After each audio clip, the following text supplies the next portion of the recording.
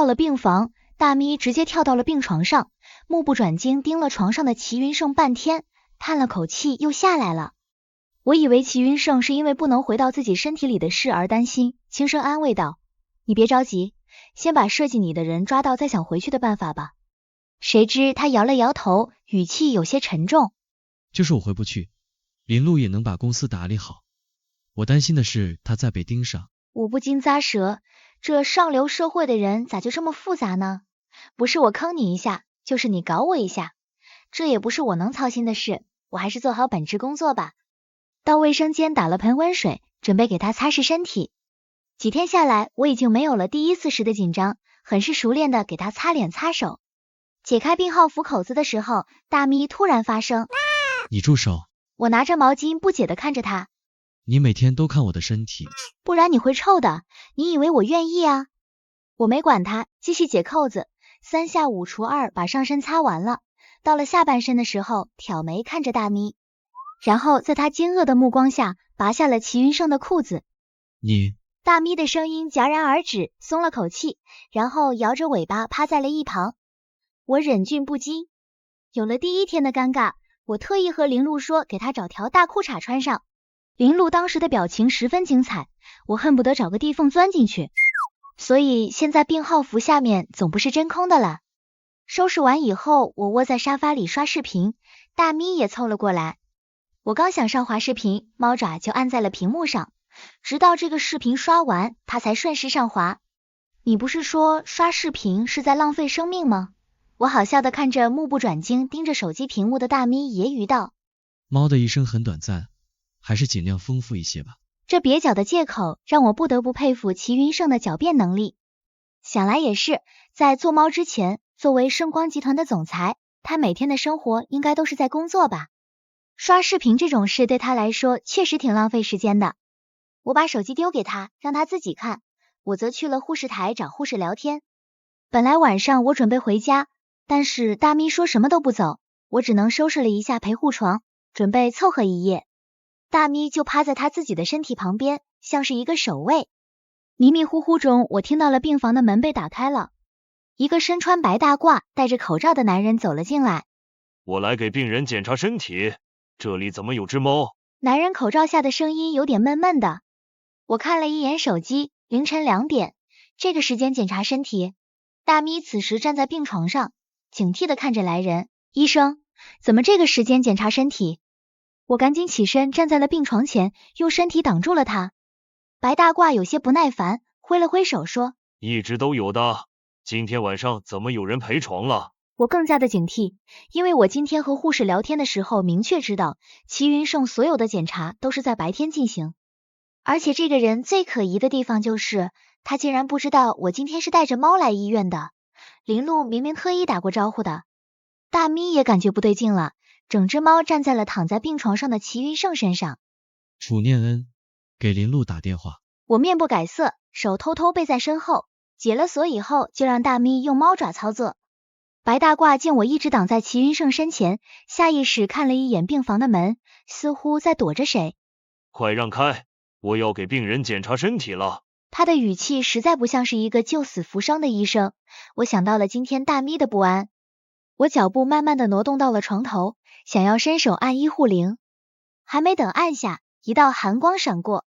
小丫头，我劝你不要多管闲事。典型的反派语录，我也不用怀疑什么了，直接扯着嗓子喊：护士，来人啊！白大褂手里锋利的手术刀直接向我刺了过来，好在我一直提防着他，没让他伤到。我躲了过去，但是不敢跑出去，他的目标是病床上的齐云胜，我要是走了，他一定会死的。门外已经传来了脚步声，白大褂情急之下再次高高举起手术刀，冲着病床上的齐云胜扎了过去。我想都没想，直接趴在了他的身上。预想中的疼痛并没有出现，但我却实打实的感觉到了背上的湿热。病房的门被打开，一阵慌乱。我紧紧的抓着床单，背上的湿热让我心里的不安达到了顶峰。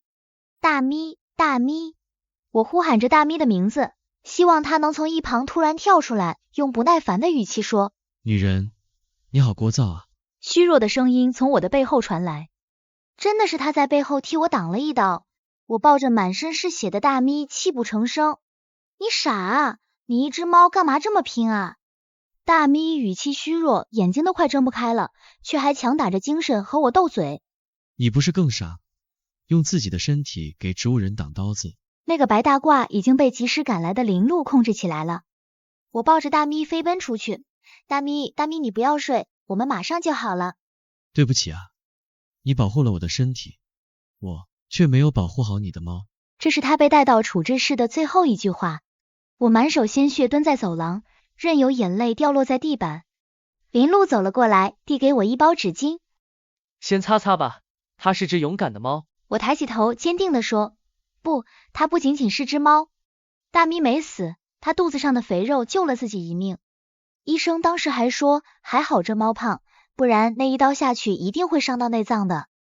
我在庆幸之余，开始疯狂的给大咪做好吃的，势必要把它流的血全给补回来。就在大咪享受我无微不至的照顾时，林鹿打来了电话。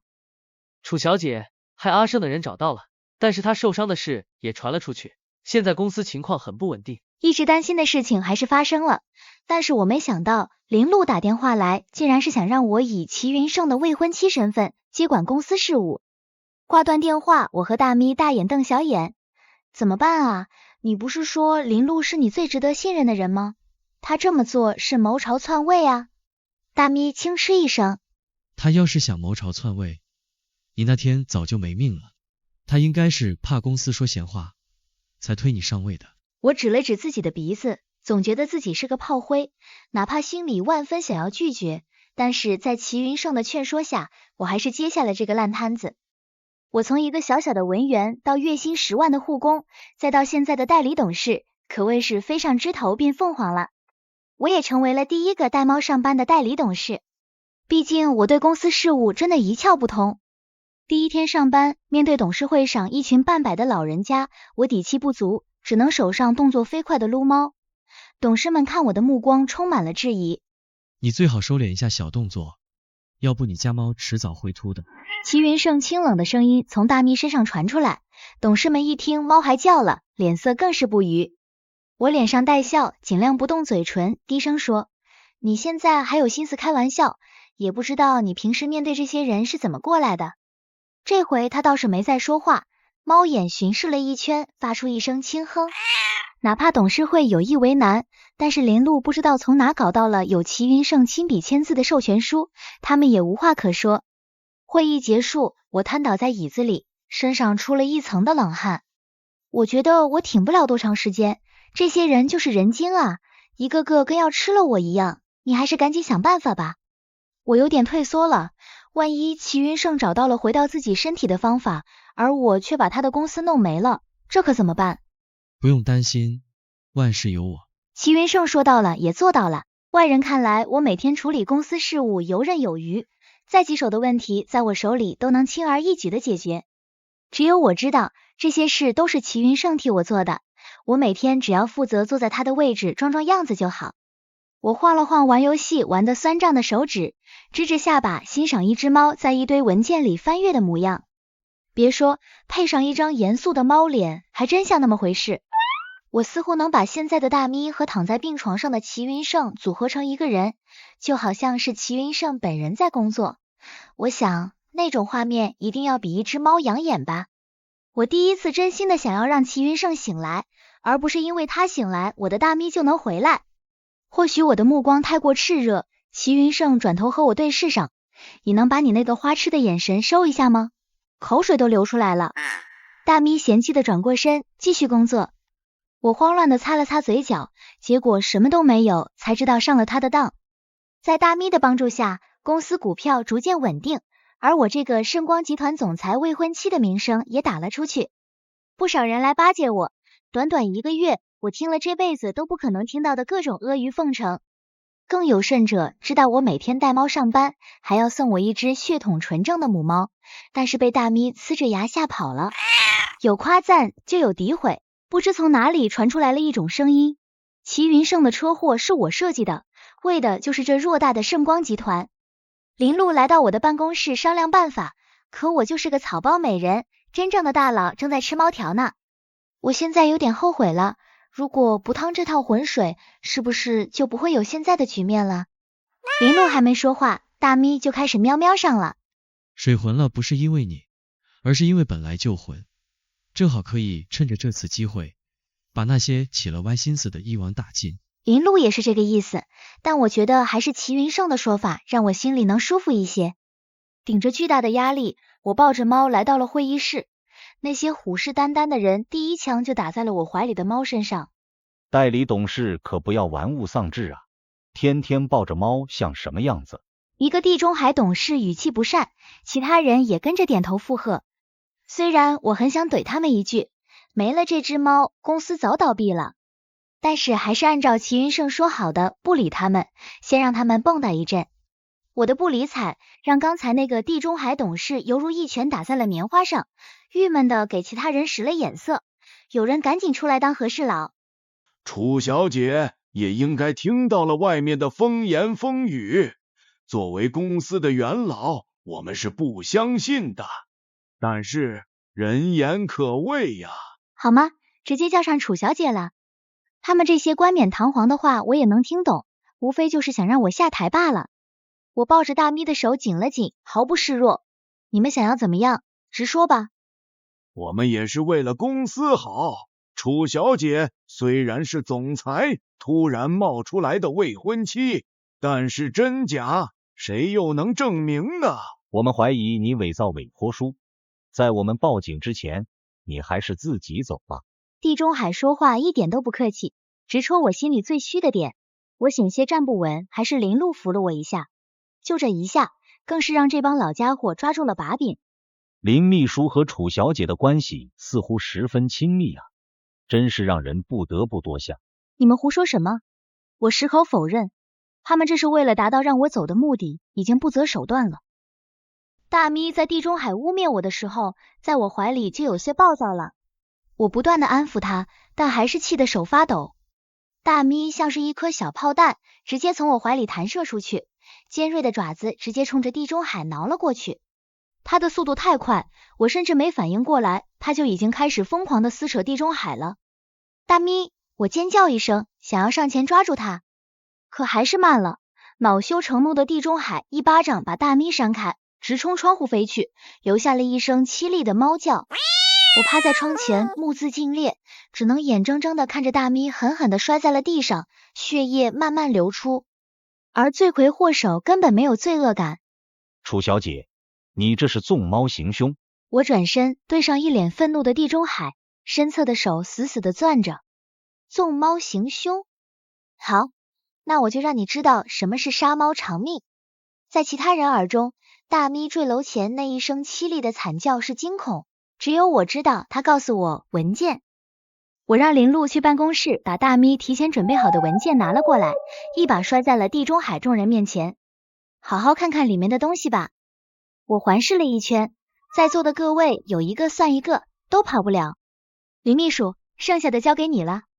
我急忙跑到楼下，大咪的惨象让我忍了半天的眼泪决堤而出。我不顾她身上的血迹，把她抱在怀里。从第一次见面，我们一起走过的日子就像是幻灯片一样历历在目。最重要的是齐云胜，他的灵魂在最后一秒都被囚禁于大咪的身体里，到死都是一只猫。我把公司所有的事情都交给了林鹿，他知道这只猫对我很重要，还给我打了一笔钱。我拒绝了，因为不论是大咪还是大咪身体里的齐云胜都是不可替代的。我没有勇气去问林鹿齐云胜怎么样了，至少不想亲耳听到那个答案。我把大咪埋在了城郊一片山清水秀的地方，在旁边种上许多猫薄荷，还有齐云胜来了以后最喜欢吃的猫条。天空淅沥沥的下着小雨，我给大咪的坟墓又添了几把土。这里埋的不仅仅是陪我度过孤独岁月的大咪，还有那个傲娇又别扭的男人。从山上下来，我的身上已经半湿了，搓了搓胳膊，想要看看能不能叫到车。滴滴，一阵汽车鸣笛，我顺着声音看去，一辆黑色的越野车就停在不远处。当我转过头的时候，林鹿从上面下来了，从车上拿下了一个轮椅，又下来一个清瘦的人。那是我照顾了整整1个月的人，我怎么能认不出他？所以他没死。我飞快地跑到他们面前，和轮椅上的男人四目相对，谁都没有说话，却感觉已经说了千言万语。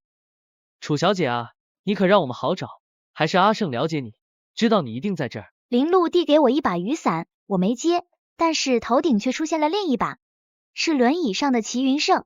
你怎么知道我在这儿？大蜜告诉我的。我破涕为笑，蹲下身子让齐云胜打伞，不用那么吃力。一旁的林路怀疑的看着自己手里的雨伞，一脸的不解。我和齐云胜相视而笑，我们的故事他当然不知道。